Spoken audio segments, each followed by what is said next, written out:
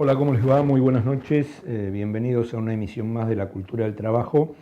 Y hoy con un invitado que tal vez hubiéramos querido tenerlo 6 meses atrás, para ver si sin hacer futurología política podía prever lo que estaba pasando en la República Argentina. El invitado, por su propio peso, va a abrir polémicas y llamados que probablemente los tendremos que registrar para leérselos el próximo martes. Es un placer tener en La Cultura del Trabajo con Claudio Marín y quien les habla, Ariel Crespo, al exministro de Economía, Axel Kicillof. Bueno, muchísimas gracias. Mientras los laburantes tengamos que defendernos y parar los palos, es muy difícil elaborar algo que no sean reivindicaciones inmediatas. Ahora, me encuentro la otra vez con que la ofensiva del gobierno, la otra vez, sí, hace muy poco, ahora pasa por el tema de amenazar con la hiperinflación. ¿Dónde viene eso?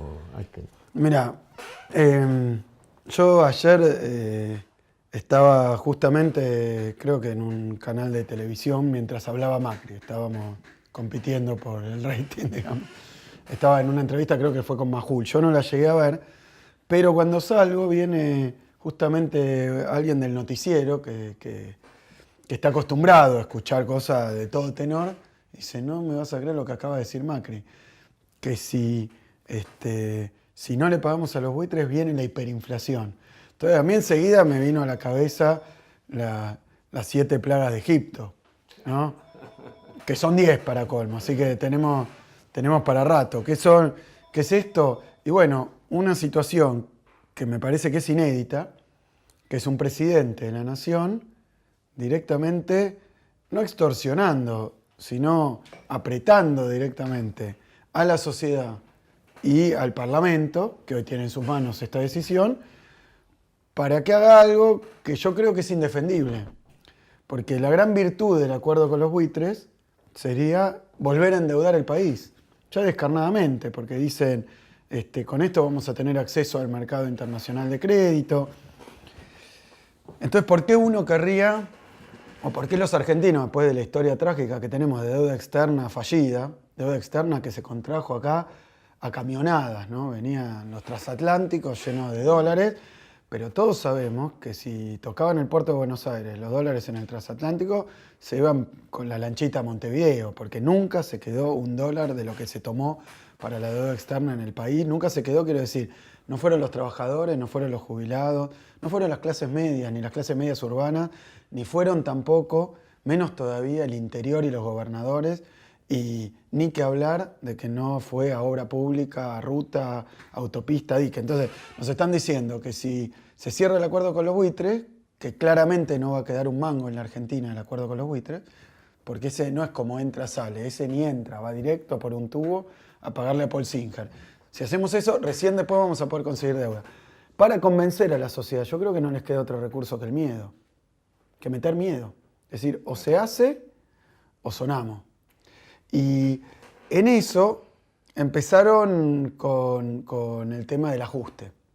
Y yo creo que han metido, porque si no entendí mal, Macri dijo, van a pasar 2 cosas, un ajuste brutal, un ajuste tremendo y la hiperinflación. ¿Por qué no pueden recurrir a atemorizar con el ajuste? Porque el ajuste ya está, ya lo están haciendo. Entonces la gente dice, bueno, vas a tomar deuda para no hacer un ajuste que estás haciendo de todos modos. Entonces ahora han metido otro garrote, que es el tema de la hiperinflación.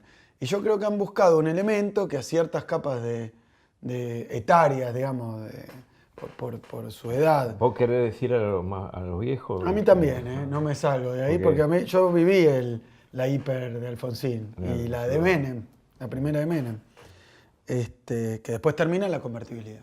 Ahora, te hago una pregunta desde los masones, diría desde lo profano. Sí. O desde lo neófito, ¿no? Que es no ser economista, y que lo hablábamos con Claudio, con un invitado el martes pasado.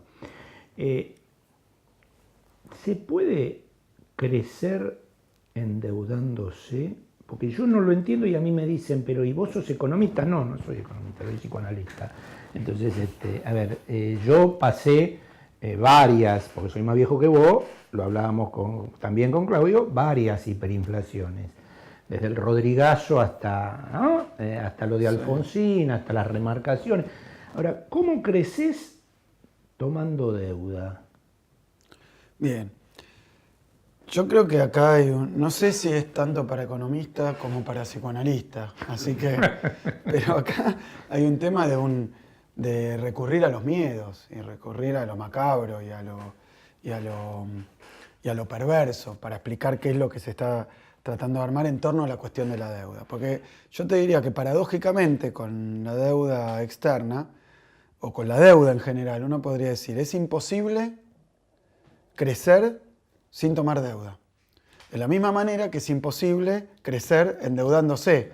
Parece una encerrona, porque cuando uno mira la historia del país, siempre los procesos de endeudamiento externo se han justificado con algo que tiene una lógica, que es que tu capacidad de ahorro interno, digamos, la capacidad de la sociedad de generar un excedente para reinvertir, no alcanza en un país emergente, en un país en vía de desarrollo, para hacer todo lo que hay que hacer en el terreno de la obra pública, en el terreno de la infraestructura, en el terreno, obviamente, de la energía, en el terreno de también las necesidades sociales de nuestro país.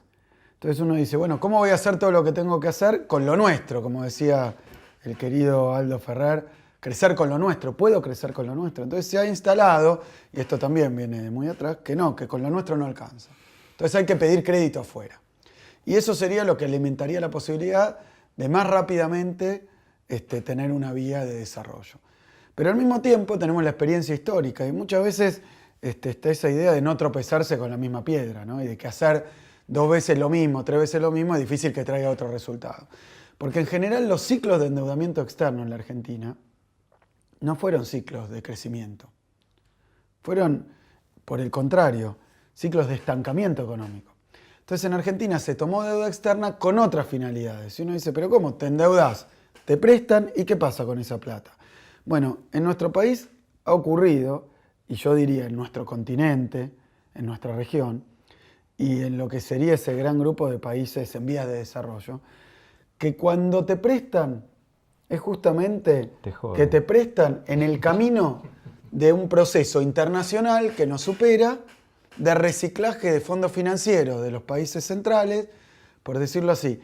No tienen mejor negocio que prestársela a los países periféricos, pero se la prestan justamente y a través de determinados mecanismos, instrumentos del crédito internacional, te prestan, pero para endeudarte cada vez más, paradójicamente. Entonces yo coincido con vos.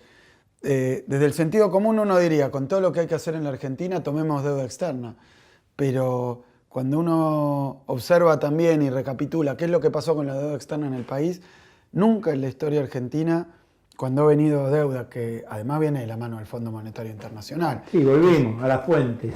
Sí, cambiamos. Cambiamos las fuentes. No, cambiamos y volvimos. Sí, sí. El vamos a volver parece que es del Fondo Monetario. Claro, bueno, los créditos desde principios del siglo pasado, ¿no? O sea, antepasado. Antepasado. 1820. Claro, Sí. ya teníamos una situación donde el endeudamiento significaba dependencia, pero además significaba estancamiento. O sea, ahora, ¿hay manera de pedir plata y que no te jodan? Néstor lo hizo, Cristina lo hizo. Y quiero hablar porque sé que nuestro público es más amplio y muchos no van a creer lo que yo estoy diciendo, pero me acuerdo cuando a mí me tocó empezar a ser viceministro, que a Néstor Kirchner, Néstor había anunciado que iba a tomar créditos de China para hacer obras de infraestructura a tasa baja. Le habían dicho el cuento chino, instalaron. Bueno, pero ahí tenemos el Belgrano Cargas, las represas están a tasa conveniente, pero es atar el endeudamiento a determinadas obras concretas. Entonces vos pedís para hacer tal cosa. A lo que nos está, veo yo, llevando el gobierno de Macri, es que pedimos ahora para algo, pagarle a los buitres, que así como viene se va. Y después van a empezar a pedirle a los bancos o al Fondo Monetario, que no te presta para hacer obra, te presta para sostener determinado esquema macroeconómico. Y no me quiero poner muy técnico porque justamente esa es la idea. Pero en cambio de hacer un círculo virtuoso, es un círculo vicioso. Sí, ¿y qué es lo que pasa después?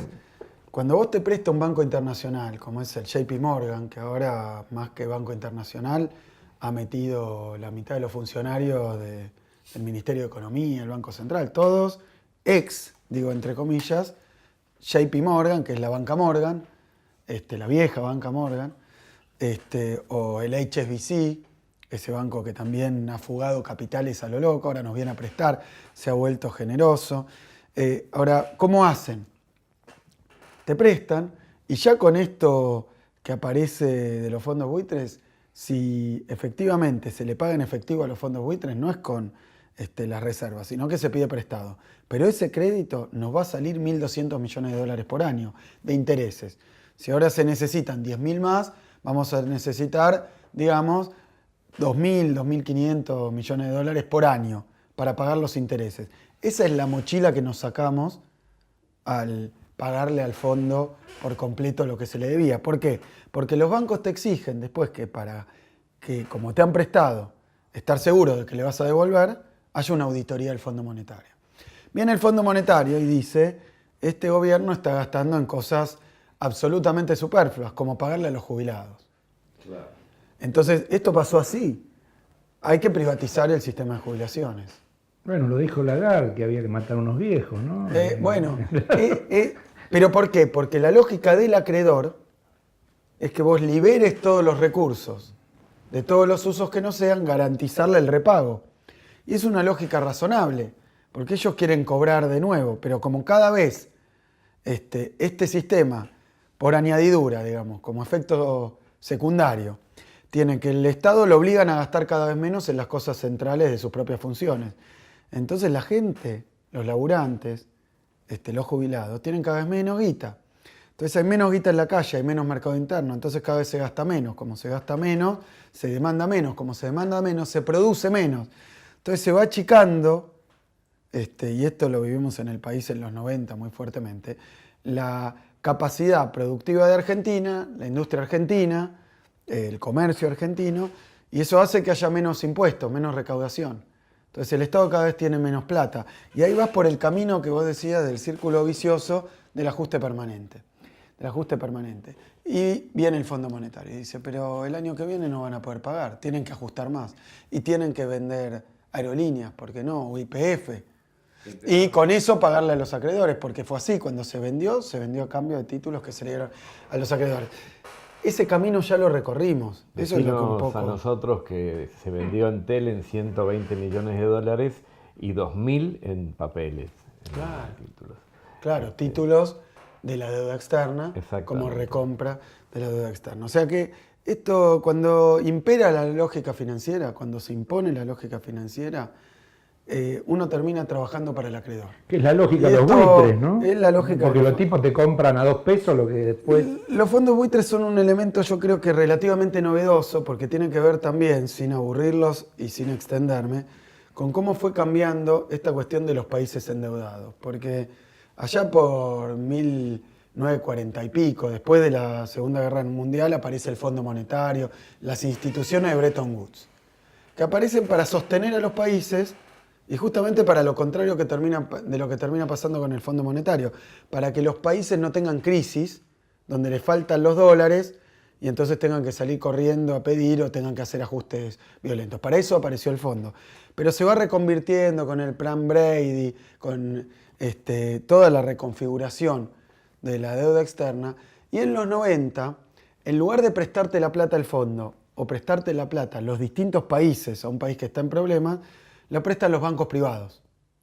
Y entonces aparece el festival de bonos y de títulos privados, pero de deuda nacional. Eso no existía antes de los 90. Es un invento nuevo. Y ahí aparecen los buitres. Porque los buitres salen a timbiar con los títulos públicos de los países, sobre todo cuando el país se va a la quiebra, se va al default. ¿Qué es lo que nos pasó en 2001? Compran esos títulos y después... Nunca le prestaron al país antes, pero compran los títulos por moneda, van y buscan jueces que les permitan cobrar esos títulos como si valieran 100, cuando ellos pagaron 25. Y así acorralan y ponen en jaque a los países reclamando esto, aun cuando los países, como hizo con mucho esfuerzo Argentina, salieron ya prácticamente del todo de desastres tremendos como fue el default de 2001. Nosotros habíamos salido porque el 93% aceptó, pero aparecieron los fondos buitres. Y los fondos buitres se han convertido en una palanca de los bancos privados para obligar a la Argentina a hacer determinadas cosas. Ahora, por ejemplo, tirar a la basura las leyes del país, que nos protegían justamente los fondos buitres. Ahora hay una situación donde hay una Cámara contradijo una resolución que nos puede implicar, porque está diciendo hoy el gobierno, che, paguemos igual que no pasa nada con el fallo de la Cámara, ¿no? Y creo que no están así. Mira, lo que pasó ahora con la Cámara, claro, son cosas en las que yo estoy muy empapado porque me tocó a mí estar, por eso, digamos, con la boleadora contra... Sí.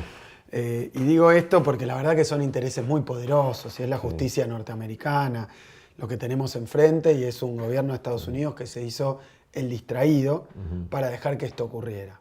Y esto hay que denunciarlo, no son ninguno de estos, ni Singer, ni Griesa, ni el gobierno de Estados Unidos se portó ni remotamente bien con Argentina. Y esto no es porque Argentina no quisiera estar, porque yo me he reunido con todos los funcionarios para ver y todos decían lo mismo.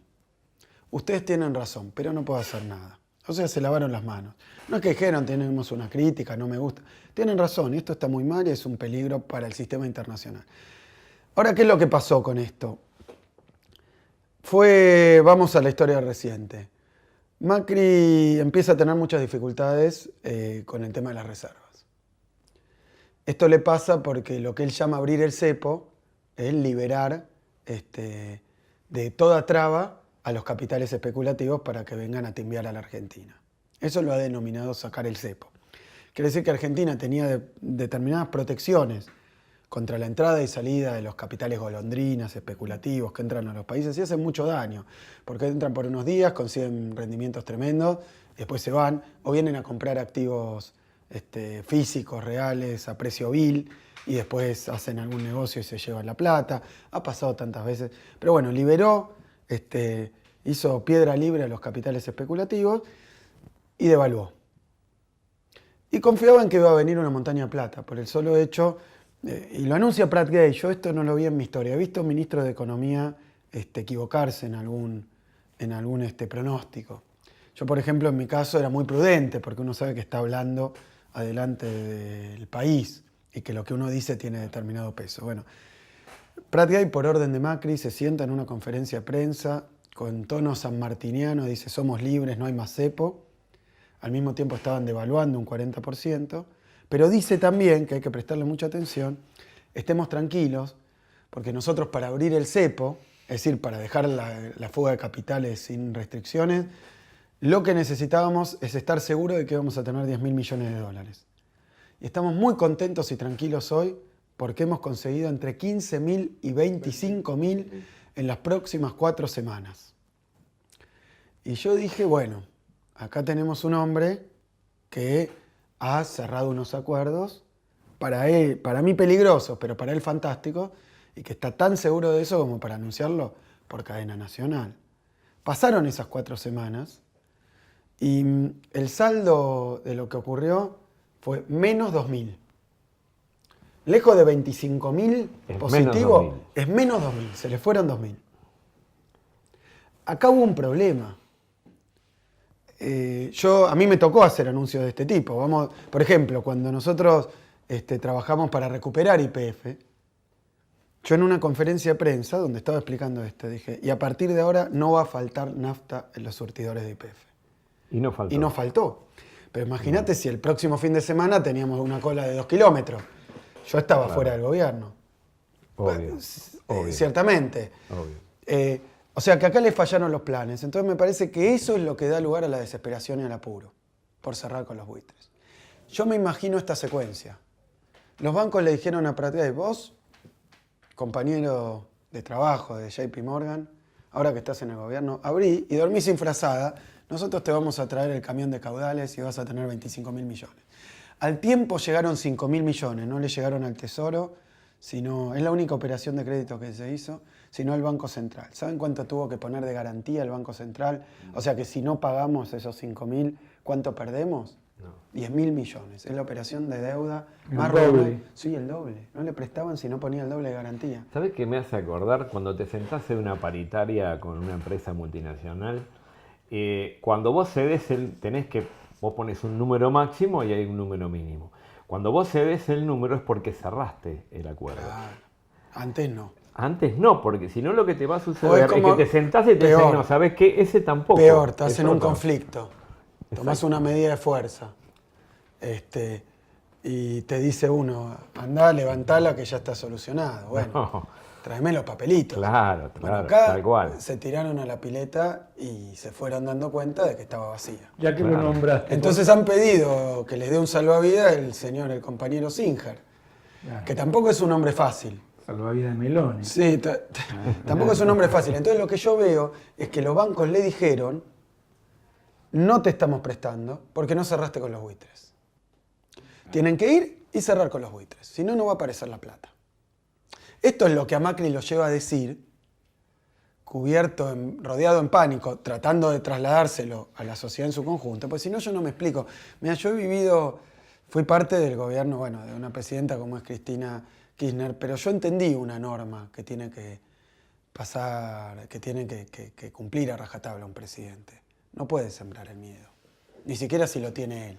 No puede sembrar el miedo. Yo entiendo que esto es una amenaza, decir, bueno, si no vamos a ajustar y si no se va a venir la hiperinflación. Es una amenaza. Pero aún en las peores circunstancias, yo no he visto nunca, Menem lo hizo. pero no sembró miedo. Terror sembró. No, pero no hizo, él no dijo. Cuando dijo, si no me votan a mí, el caos. Bueno, pero está bien, está jugando una elección. Porque el que va a estar responsable el día siguiente es Macri, que lo que debería decir es tranquilos. Tranquilos. Debería transmitir tranquilidad a la gente. No puede un presidente decir... Porque él qué va a hacer. Supongamos que no cierra lo de los buitres. Y supongamos que todos lo votan y que todo anda bien, pero se le suelta a Singer. Se le suelta a Griesa. Son todos muchachitos que tienen sus ideas y sus intereses, ¿no? Y esto es un poco lo que está pasando hoy.